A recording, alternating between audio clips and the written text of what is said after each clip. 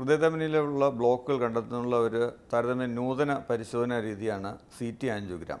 നമ്മൾ സാധാരണ ആൻജിയോഗ്രാം ചെയ്യുന്നത് കാലിലെ അല്ലെങ്കിൽ കയ്യിലെ ചെറിയ മുറിവുണ്ടാക്കി ശുദ്ധ രക്തധമനി വഴി കത്തീറ്റ് ഹാർട്ടിലേക്ക് കടത്തിവിട്ട് എക്സ്റേ ഡൈ ഇഞ്ചെക്ട് ചെയ്ത് എക്സ്റേ ദൃശ്യങ്ങൾ പകർത്തുക എന്നുള്ളതാണ്.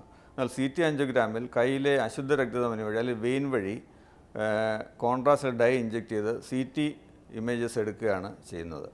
ഇത് എല്ലാ ആൾക്കാർക്കും ആവശ്യമില്ല.